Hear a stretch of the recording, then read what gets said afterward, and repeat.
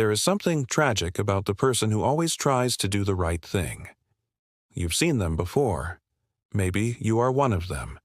The friend who forgives too easily, the colleague who never speaks up, the lover who gives endlessly, hoping to be loved in return. The good person, the kind one, the honest one, and too often, the one who gets hurt the most. But why?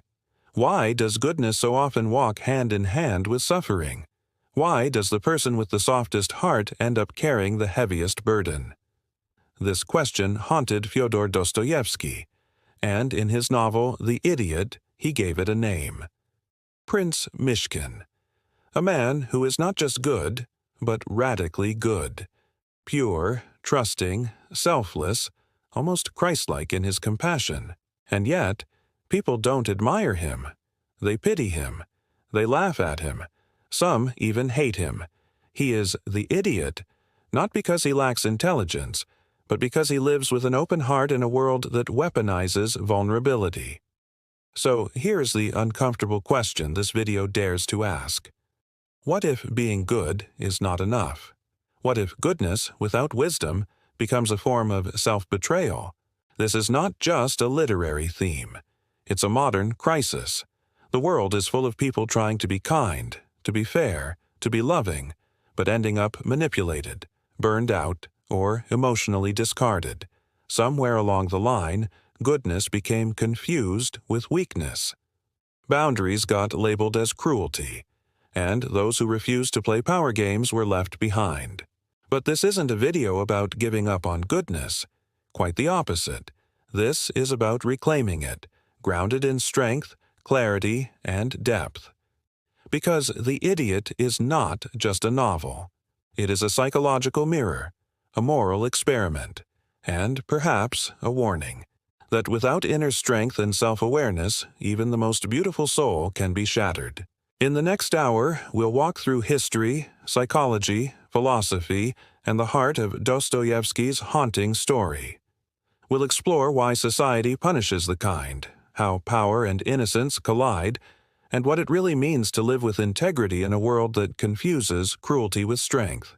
This is not just a video. It is a quiet revolution for every good person who has ever wondered if they were a fool. Let's begin. To understand why good people are often seen as fools, we have to step back, way back, before the idiot, before Dostoevsky, even before Christ. This tension between virtue and vulnerability, between morality and survival, is not a modern problem. It is one of the oldest stories in human history. In almost every ancient culture you can find a recurring character, the noble sufferer. In Greek tragedy, there is Antigone, standing up for what she believes is right, even if it means death. In early Christian tradition, there is the martyr, gentle, faithful, willingly walking into flames for the sake of conscience. In Indian philosophy, there is the bodhisattva, choosing to remain in the cycle of suffering to help others reach enlightenment. These figures are not weak. They are radiant, but their goodness is always accompanied by pain. And then there is Christ, the archetype Dostoevsky used as a model for Prince Myshkin, a man who heals, forgives, and preaches love, and is nailed to a cross for it. What are we supposed to take from this? That goodness leads to sacrifice? That virtue comes at the cost of survival? That a pure heart will be broken by a corrupt world? Dostoevsky believed this was not just a story, it was a truth, a paradox. He had lived through suffering. He was arrested, sentenced to death, and stood before a firing squad before being pardoned at the last second. He knew what it meant to lose everything and still search for light. And in Prince Myshkin, he poured all his contradictions, faith, doubt, hope, despair, innocence, shame. But here is the twist. In The Idiot, Myshkin's goodness is not triumphant, it is tragic. He does not redeem the world. He cannot save the people around him. His love is misunderstood. His presence makes people uncomfortable. He sees beauty too deeply, speaks truth too gently, and, in the end, collapses into madness. So again, we ask, what kind of world punishes a man for being good? To answer that, we have to understand the society Dostoevsky was writing about. In 19th century Russia, the cultural climate was changing fast. There was rising tension between Western rationalism and Russian spiritualism. Intellectuals were debating utilitarianism, the idea that morality should be judged by outcomes, not intentions. The aristocracy was clinging to power. The working class was beginning to stir. And in the middle of all this was a desperate hunger for meaning. The idea of moral purity was being squeezed out by cynicism. Institutions were corrupt. Relationships were transactional. Power was admired, not compassion. Sound familiar? Dostoevsky saw this shift and warned against it, not through philosophy essays, but through characters. He knew people would not listen to abstract theories, but they might recognize themselves in a story. Mishkin walks into this cold, calculating world like a lamb into a wolf den. And what happens? He is pitied, mocked, used. People project their fantasies onto him, and then blame him when he cannot fulfill them. His honesty exposes others' lies. His innocence threatens their control. And in the end, the world does not become better because of him. It breaks him. It would be easy to say the lesson here is bleak, that goodness is naive, and the world belongs to the strong. But Dostoevsky was not a nihilist. He was a spiritual psychologist. He wanted to ask a deeper question. What is goodness if it cannot survive contact with reality? He was not saying we should become cruel. He was saying we should become whole, and that requires more than just kindness. It requires wisdom, boundaries, clarity, courage, a sense of self that cannot be destroyed by rejection or corrupted by power. This idea of a goodness that is strong instead of fragile has echoed throughout history. In Buddhist thought, there is the concept of idiot compassion, when you help others not out of true love, but out of guilt, fear, or ego. It looks kind, but it creates suffering. Real compassion, by contrast, is wise. It does not abandon itself to please others. It sees the whole picture. In ancient Greek philosophy, especially Stoicism, there is a similar lesson. Marcus Aurelius wrote that the best revenge is to not be like your enemy. But he also said that true goodness requires inner discipline, not just good intentions, but resilience. Virtue is not soft. It is forged like steel. Even in early Christian mysticism, there is a hidden fire beneath the gentleness. Saints were not passive. They were fierce in their love, radical in their clarity. And when they were persecuted, it was not because they were weak, but because they could not be controlled. So maybe we've misunderstood what it means to be a good person. Maybe we have inherited a watered-down version, where goodness means always saying yes, avoiding conflict, sacrificing endlessly. But that is not goodness. That is self-erasure. And that is why good people, like Mishkin, are often treated like fools. Because in a world shaped by power dynamics, someone who refuses to manipulate, compete, or retaliate looks strange, inhuman, even dangerous. But the real danger is this, that we begin to believe goodness has no place here, that we must become cold to be respected, harsh to be safe, that to love wisely, we must first stop loving at all. This is where history meets the present. Look around today, at workplaces, relationships, even online spaces. How many people hide their vulnerability to avoid exploitation? How many silence their conscience to fit in? How many burn out trying to please others, only to be discarded the moment they falter? Goodness has not disappeared, but it is afraid. And yet Dostoevsky would argue, it must not retreat. Instead, it must evolve, because there is a kind of goodness that is not naive, a clarity that is not cruel, a compassion that protects rather than pleads. Prince Mishkin was not that kind of good. He was the mirror, showing us what happens when innocence has no armor. But now, in a world more complicated than ever, the challenge is to become what he could not, a whole person. Kind, but not fragile. Honest, but not blind. Compassionate, but not self-sacrificing.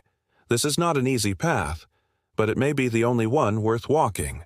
To understand why good people are often seen as fools, we must move from literature and history into psychology, into the inner architecture of the self. Because this conflict between goodness and suffering is not just out there in the world, it is inside us. Let us start with something simple but often overlooked. Being good is not the same as being whole. Many people who appear kind, generous, or selfless are not necessarily at peace. Their goodness is often shaped not by inner abundance, but by fear. Fear of rejection, of conflict, of not being enough. In psychology, this is sometimes called fawning, a trauma response where a person tries to secure safety by pleasing others. It looks like empathy, but it is really survival. You apologize too much, give too much, agree too much, not because you want to, but because it feels dangerous not to. This is where goodness becomes a mask. And over time, it becomes a trap. Because if your kindness is a strategy to avoid being hurt, then the moment it fails, you collapse. You begin to resent others. Or worse, you begin to resent yourself. This is exactly what we see in Prince Myshkin. His purity is not grounded in boundaries or self-knowledge. It is instinctual, almost childlike. He walks into painful situations believing that love alone can redeem chaos. But love, without wisdom, cannot carry that weight.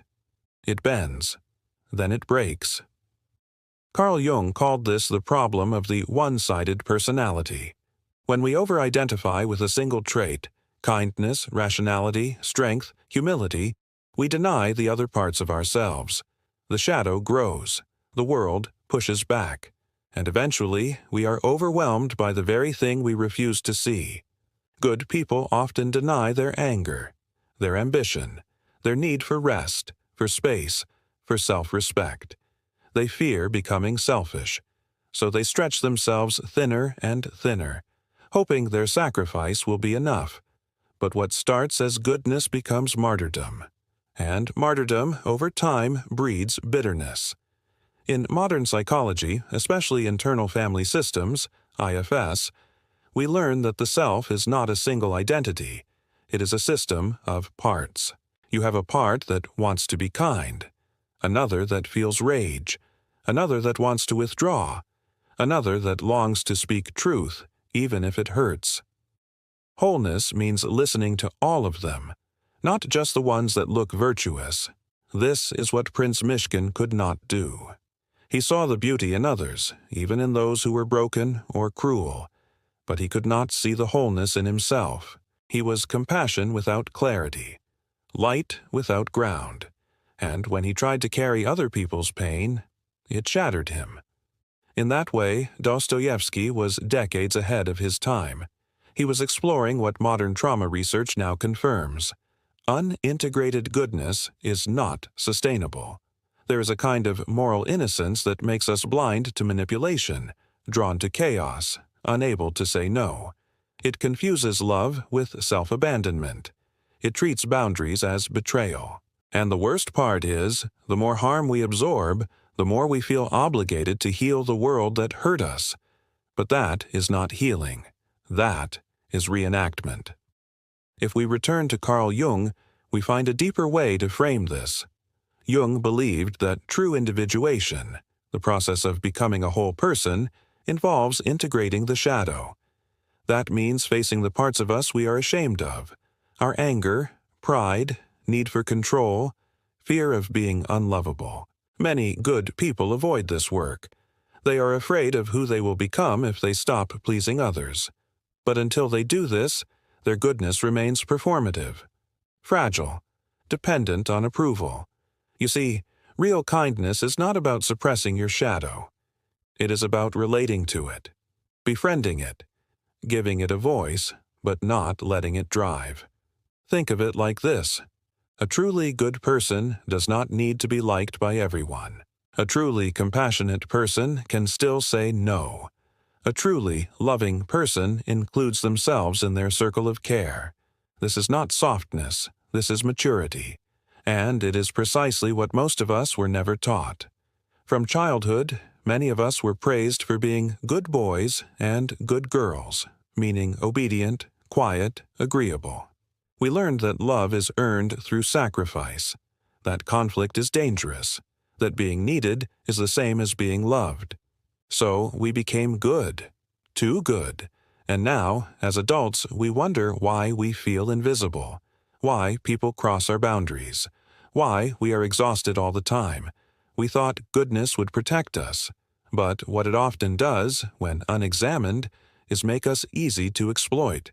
Psychologists like Dr. Gabor Mate speak about the link between people-pleasing and illness, how suppressing your needs for the sake of harmony creates chronic stress, anxiety, even autoimmune disease. The body keeps score, as Bessel van der Kolk would say. This is why psychological integration is not just emotional. It is existential. You cannot live a meaningful life if you are constantly betraying yourself to maintain the illusion of being good, and that illusion is seductive. In spiritual communities, this is sometimes called spiritual bypassing, using kindness, compassion, or forgiveness as a way to avoid deeper emotional work. You say you love unconditionally, but really you are terrified of setting limits. You forgive too quickly, not because you've processed the hurt, but because confrontation feels unbearable. Even in secular spaces, the myth of the nice person continues. In corporate culture, those who stay quiet in meetings are passed over. In relationships, those who always accommodate end up resenting their partners. In social dynamics, those who never speak up are ignored. And yet, when the quiet one finally asserts themselves, people recoil. They say you've changed, that you're not as kind as you used to be. But the truth is, you're not less kind. You're just less afraid. That moment, when goodness stops being fear-based and becomes conscious, is the turning point. It is what Dostoevsky longed for. It is what Jung described as individuation. It is what modern psychology calls integration. And it is available to you. But it requires a shift. You have to let go of the fantasy that being good will keep you safe. You have to release the belief that kindness means self-erasure. You have to choose wholeness over approval. And yes, people might resist. Some will call you selfish. Others will call you difficult. But here is the paradox. Only when you stop performing goodness can you truly become good. Because real goodness is not about pleasing others. It is about living in truth. It is about being strong enough to be soft, clear enough to be kind, wise enough to know when to give and when to walk away. In the next section, we will explore what happens when this inner conflict is ignored, how unbalanced goodness leads to emotional burnout, identity loss, and even psychological collapse. We will look at how it played out in Prince Mishkin's story, and in the stories of people today who live with the quiet ache of being too good for too long. There is something deeply tragic about the kindest person in the room, not because their kindness is false, but because it so often grows from pain that has never been named aloud. It is easy to admire the one who listens without interrupting, who gives without being asked, who holds space for everyone else's chaos while never making a sound of their own. They seem noble, elevated, peaceful. But sometimes that peace is not serenity. It is strategy. It is the armor of someone who learned long ago that silence keeps you safe, that having no needs makes you lovable, that to be accepted, you must first disappear. These are the ones who learned to read the room before they ever learned to read themselves, who tuned into everyone else's feeling so intensely that their own became background noise, forgotten static behind the performance of harmony. This is the wound behind the mask, and it is not about weakness. It is about wiring. Psychologically, it shows up as what we now call the fawn response. While fight and flight are well-known responses to danger, fawning is quieter, a nervous system strategy for staying safe by appeasing, pleasing, avoiding conflict, and melting into others' expectations just to sidestep the terror of being left behind. Over time, that strategy hardens into an identity. They become the reliable friend, the selfless daughter, the empathetic coworker, the helper, the healer, the strong one. Roles that win praise but slowly steal the self. Inside, they often feel hollow, invisible, secretly resentful, but too ashamed to say it out loud, because the world rewards them for it. Society praises those who put others first. Religion glorifies self-sacrifice. Corporate culture runs on over-functioners. Even love, at times, appears to favor the one who gives more, not because they are valued, but because they are useful. But this is a trap, and eventually the cost becomes unbearable. They burn out, they break down, or they wake up, sometime in midlife or later, staring at the ceiling and realizing they do not know who they are without someone else to serve. This is not just a psychological pattern. It is an existential crisis, and it demands healing. The grief of reclamation. Here's the quiet truth no one warns you about. When you stop being the good person everyone expects you to be, grief doesn't just come from others. It rises from within. You may grieve the version of yourself who was easy to love, the one who never made waves, who said yes without hesitation, who was always there, always agreeable, always good. You may feel guilty for retreating from the roles that once gave your life structure and praise, for choosing silence over explanation, solitude over performance, clarity over caretaking. But that grief is sacred. It marks a return. It means your nervous system is unlearning the old lie that love must be earned through your own disappearance. It means you are finally daring to ask, what if I was never meant to be everything for everyone? What if my goodness is not measured by how much of myself I can give away? This isn't rebellion. It's remembrance. A remembering of your limits, your sovereignty, your right to exist unconditionally. And yes, some people will not like the new you. Some may say you've changed, that you're cold, selfish, distant. But they are grieving the loss of your utility, not the loss of your humanity. And you must let them. Because reclaiming yourself means tolerating the discomfort of being misunderstood. It means allowing others to sit in their own disappointment without rushing in to rescue them. That is not cruelty. That is clarity. When goodness becomes self-betrayal. Let us tell the truth. Goodness is a beautiful thing. But when it costs you your truth, it becomes a slow, quiet kind of self-erasure. How many times have you said yes while screaming no inside? How often have you apologized, not because you believed you were wrong, but just to avoid conflict? How long have you stayed in jobs, marriages, ideologies, or friendships that no longer felt alive, just because leaving would make you the bad one? This is the shadow side of goodness, the way it disguises fear as virtue. And it is not your fault.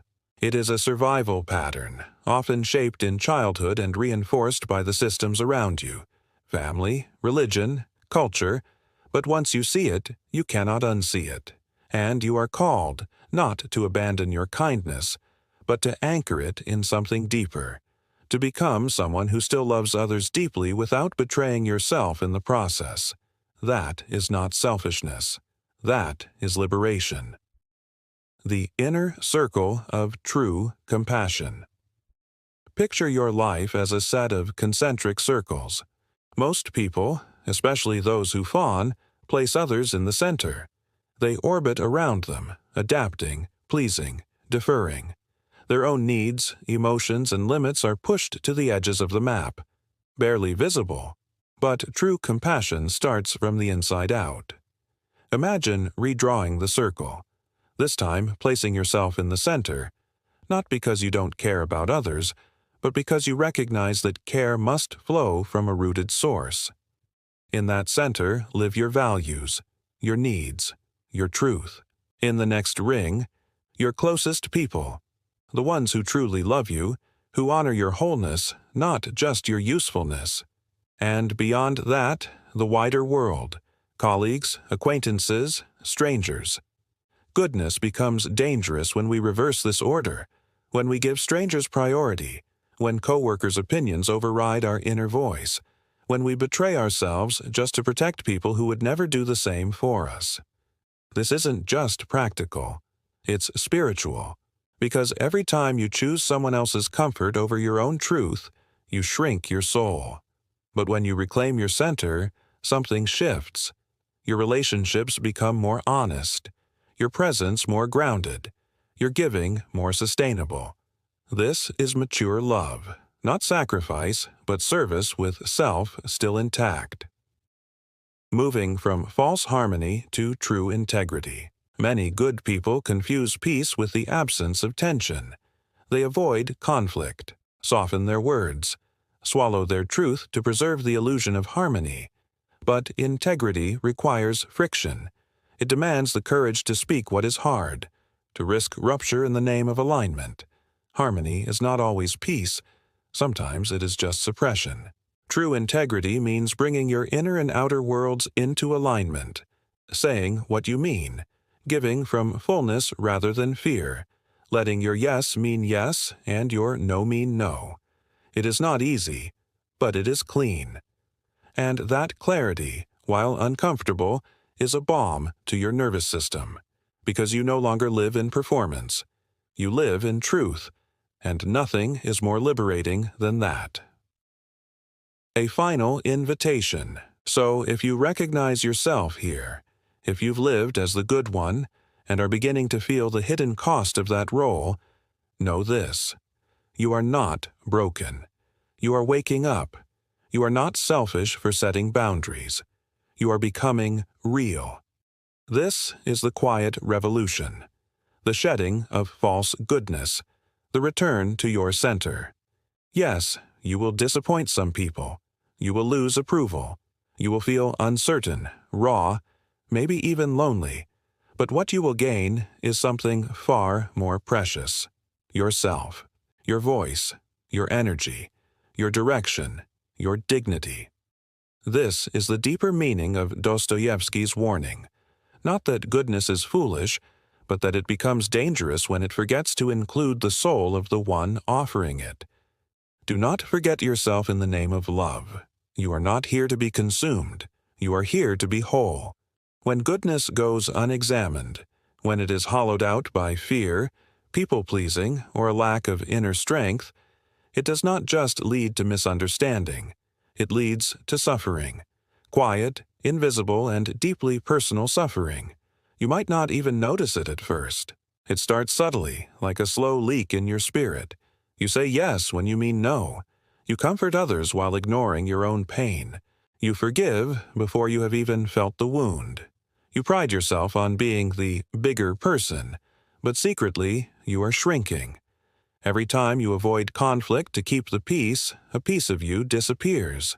This is how good people begin to vanish. Not all at once, but in fragments. One day you realize that you are exhausted, but you do not know why.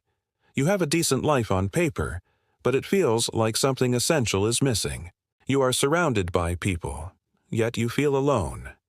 You love deeply, but your needs never seem to be met. This is not a flaw in your character. It is a flaw in the story you were told. The story that being good means never making waves, that your worth is measured by how useful you are to others, that love is something you earn through sacrifice. These beliefs do not make you virtuous. They make you vulnerable. And over time, they create deep emotional consequences. Let's name them. 1. Burnout of the soul. Not just work-related stress, but a deeper exhaustion, emotional depletion from constantly giving without receiving. You are the one others lean on, the one who always shows up, the one who has it together. But inside you are running on empty, and no one notices, because you never let them. 2. Identity erosion. When you spend your life trying to be good, you lose track of who you are. Your preferences, your opinions, even your desires begin to fade. You become a mirror for others instead of a person with your own center. And without a solid self, every disappointment feels like a collapse. 3. Silent resentment. You do everything right. You love, you support, you give, but it never seems to be enough. People take you for granted. They cross your boundaries. They expect your kindness without ever asking what it costs you. And slowly, bitterness grows. Not because you stopped caring, but because no one cared enough to ask how you were doing. 4. Attraction to chaos. This one is painful, but it happens often. People who are too good, too open, too forgiving, too self-sacrificing can become magnets for those who exploit, manipulate, or dominate. The darker the energy, the more the good person tries to fix it. It becomes a pattern. You think you are being loyal, but really you are reliving an old wound, hoping for a different ending. This is Prince Mishkin's fate. He walks into every room with open arms. He sees beauty even in the broken. He tries to love what others cannot. But he does not protect himself. He falls in love with someone who is tormented and self-destructive. He offers kindness to those who are consumed by pride and deceit, and in the end, his love does not save them. It destroys him, because love, without discernment, is not redemption, it is ruin. This is what Dostoevsky understood so painfully well. That unchecked virtue without wisdom, does not inspire transformation. It invites tragedy. And yet, this pattern is everywhere. You see it in families where the good child becomes the emotional caretaker. You see it in friendships where one person gives endlessly while the other takes without reflection. You see it in romantic relationships, where one partner becomes the therapist, the rescuer, the parent, anything but an equal. At first, the world applauds this kind of goodness. You are admired for your strength, praised for your patience, held up as a role model. But eventually, you break. And when you do, people act surprised. They say, "I thought you were stronger than this. I didn't know you were unhappy. You were always so kind." Because they never saw the cost, only the performance. In psychological terms, this is what happens when there is no boundary between self and other. When your identity is built entirely on how you serve others, your inner life becomes hollow. And when the approval dries up, or when your kindness fails to fix what is broken, you feel not just disappointed, but erased. This can lead to depression, anxiety, emotional numbness, or even what psychologists call identity diffusion, a loss of coherence in your sense of self. And here's the cruel irony. The more invisible you feel, the more likely you are to try harder. You overfunction, over-apologize, overcompensate. You hope that if you're just good enough, someone will finally see you. But it doesn't work, because what you're offering is not your real self. It's a mask of politeness, of peacekeeping, of unbreakable strength. And behind it, the soul is starving. We can see this not only in fiction, but in history. Think of figures like Joan of Arc, driven by vision, purity, conviction, but consumed by the very forces she sought to confront. Think of Gandhi, whose moral leadership changed the world, but whose personal relationships were full of tension and unresolved pain. Think of every visionary who tried to love the world, only to be crushed by it. The tragedy is not their failure. The tragedy is that the world expects saints to be invulnerable. But goodness is not invulnerability. It is humanity. It includes fear, desire, grief, anger, joy, and longing. It is not about being perfect. It is about being real.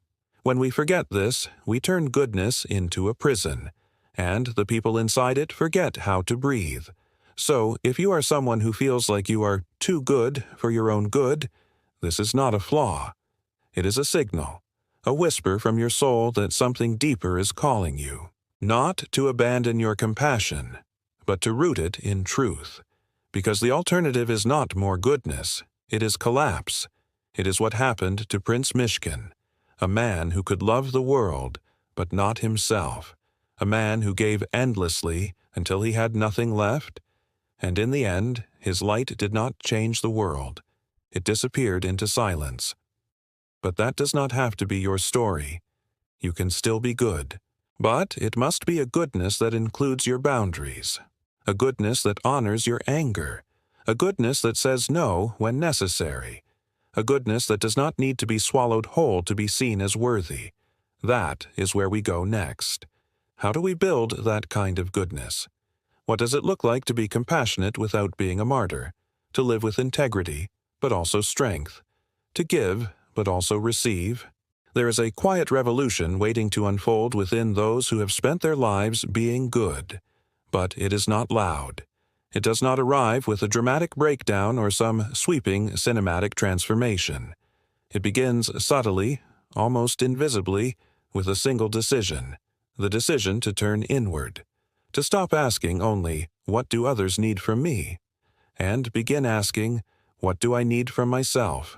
This moment of redirection marks the birth of real goodness, not the kind rooted in sacrifice or social approval, but the kind that emerges from wholeness, from alignment. So how do we get there? How do we move from performative kindness into mature, grounded compassion? What follows is not a set of rules, but a series of practices, spiritual, psychological, deeply human, that guide us from being the good person who is lost to the good person who is whole. 1. Build boundaries from the inside out. The first truth we must face is this: there is no goodness without boundaries. This is not a contradiction.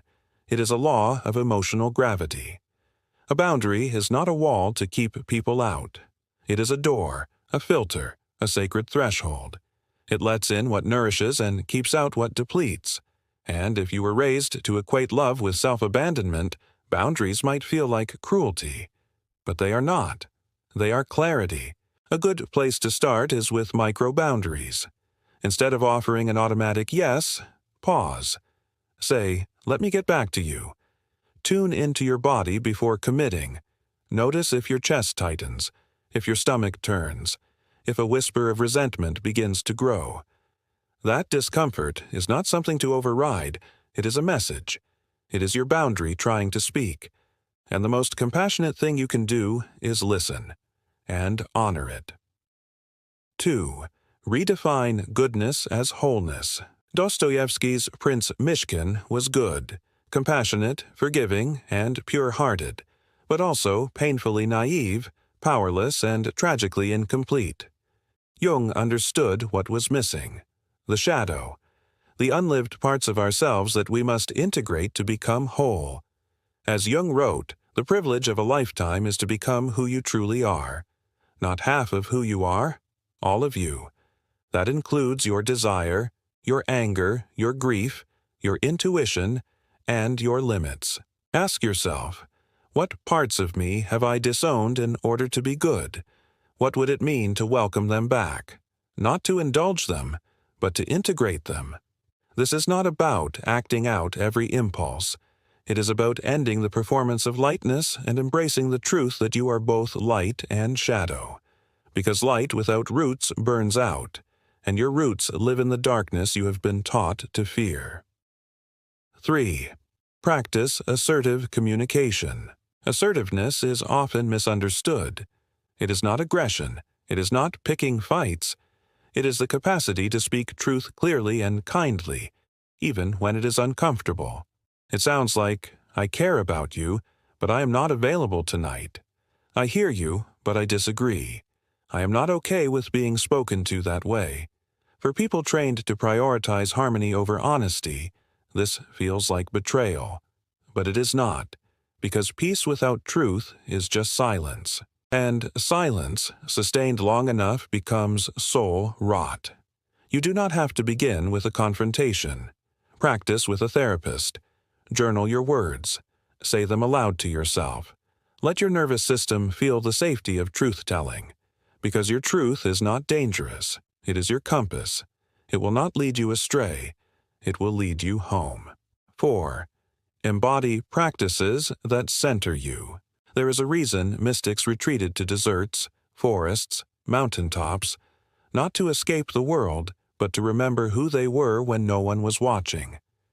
You do not have to disappear to reclaim yourself, but you do need daily rituals that root you in your center. Sit in silence. Meditate or breathe for 5 minutes a day. Let your mind soften. Let your body speak. Walk without headphones. Let the quiet cleanse you. Journal with the question, what did I do today that honored me? Explore somatic movement or therapy. Not to intellectualize your boundaries, but to feel them in your body first. These are not luxuries. They are lifelines. Without them, you will be pulled back into the gravitational field of everyone else's expectations. 5. Use modern psychology with ancient wisdom. This is where healing becomes whole. Cognitive behavioral therapy teaches us to catch distorted thoughts like, if I say no, they will stop loving me. It helps us challenge those thoughts, reframe them, replace them with grounded truths. But we can pair this with ancient practices. The Sufi act of zikr, repeating divine names to soften the heart, or the Stoic art of premeditatio malorum, preparing the mind to face discomfort so we are not destroyed by it. When a people-pleasing thought arises, I cannot disappoint them, pause. Breathe. Ask, is this love or is this fear? Then ground yourself in truth. Say, what is not mine is not under my control. A Stoic reminder. Or remember the Sufi whisper, God is closer to me than my jugular vein. You do not have to vanish to be loved. You are already worthy. 6. Allow yourself to disappoint people. This might be the hardest lesson of all. Good people are terrified of disappointing others. But here is the unavoidable truth. You will disappoint someone. The only question is, will it be them or will it be you? When you begin to set limits, some people will resist. When you speak plainly, some will accuse you of being cold. When you stop rescuing others, they might flail. Let them. Their discomfort is not your failure. Your dignity is not a betrayal. And your goodness is not measured by how much pain you absorb for the sake of peace. One of the bravest things you will ever do is stand in the storm of someone else's disappointment, and not abandon yourself. That is where Dostoevsky's Mishkin faltered. He could love, but he could not withstand rejection. You can, because you are not here to be consumed. You are here to be whole. 7. Redefine relationships based on mutual depth. Lastly, you must choose relationships that reflect, not diminish, your wholeness. Too many good people are loved not for their truth, but for their compliance. You need people who value your boundaries as much as your affection, who respect your no as much as your yes, who love your fire, not just your forgiveness. This takes discernment. It means walking away from familiar patterns, from communities that only honor your usefulness. It may mean solitude, but solitude in truth will nourish you more than company in self-betrayal. Remember, you do not need to be understood by everyone. You only need to be understood by yourself. This is the path of the wholehearted, not the saint, not the martyr, not the savior, but the one who walks forward, with open eyes, open arms, and a spine made of steel. You can still be good, but your goodness must include you. And when it does, when your kindness becomes a conscious offering, not a survival tactic, everything shifts. People will feel not just your generosity, but your boundaries. Not just your light, but the fire that keeps it alive. This is how we honor Dostoevsky's warning, not by abandoning goodness, but by deepening it, by rooting compassion in integrity, by choosing to love without disappearing. You are allowed to be kind. You are also allowed to be fierce. That is not a contradiction. That is maturity. So here we are, at the end of a long, aching question that has lived in the hearts of sensitive, earnest people for generations. Is there a place for goodness in a world like this? Dostoevsky asked it in The Idiot and left us without a clear answer. Mishkin, for all his virtue, is swallowed by the world he cannot survive in. His purity is not rewarded. His kindness is not protected, and we walk away from the novel haunted, not by how evil the world is, but by how vulnerable goodness can be when it is not anchored in strength. But perhaps that is the point. Goodness is not enough, not if it is untethered, not if it is afraid of conflict, not if it is dependent on being needed to feel worthy. What Dostoevsky shows us, through the tragic arc of Prince Mishkin, is the consequence of a goodness that does not include wisdom, a compassion that lacks discernment, a love that forgets to love the self. And we see it still, don't we? In ourselves, in the friend who says yes to everything and breaks under the weight of it, in the partner who forgives again and again until they are a ghost of who they were, in the leader who tries to please everyone and ends up betraying their purpose. We call them good people, but maybe what we mean is people who are afraid to be bad, afraid to be misunderstood, afraid to disappoint, afraid to claim their own space in a world that taught them they must always give it away. But here's the deeper truth. You do not owe the world your suffering. You do not have to be eaten alive to prove your love. You do not need to break yourself open just to feed the hunger of others. You are allowed to be whole. You are allowed to be loving and powerful, kind and discerning, compassionate and honest. You are allowed to say no without guilt, to walk away without shame, to choose yourself and still be good. In fact, that is the only way goodness survives in this world, not as passive innocence, but as mature integrity, not as weakness in disguise, but as a fire that knows exactly what it burns for. So ask yourself, gently, what would it mean to be good in a way that includes your own soul? What would it feel like to give without disappearing? To love without losing your voice? To serve without becoming a servant to everyone else's needs? That version of goodness, that deeply rooted, fully alive goodness, is not naive. It is radical. It is the kind of goodness the world truly needs. Not the sacrificial lamb, but the grounded, clear-eyed human being who has walked through their own darkness and come back with compassion and boundaries in hand. The person who can love without leaking, who can forgive without forgetting who they are, who can show up not to be admired, but to be real. This is what Dostoevsky perhaps could not yet imagine, but it is what we can, because we have access now to tools he did not, to psychology, to healing, to the inner work that transforms pain into purpose, people-pleasing into presence, and martyrdom into mature love. We do not have to choose between being good and being wise, between being kind and being powerful. We can be both. That is our task now. That is our inheritance, not to abandon goodness, but to deepen it, to take it back from perfectionism and performance, and root it in something older, stronger, truer, something that can last. There's something powerful about asking questions that don't have easy answers. Like, what does it really mean to be good? How do we love without losing ourselves? Can we live with integrity in a world that rewards performance? If these questions stir something in you, if they make you pause, reflect, maybe even feel a little less alone, then this space is for you.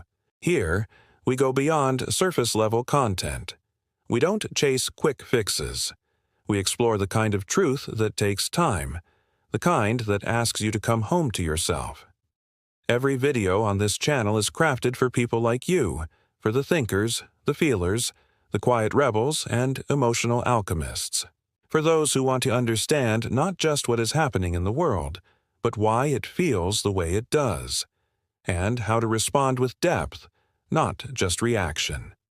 We dive into the minds of philosophers, psychologists, mystics, and misfits.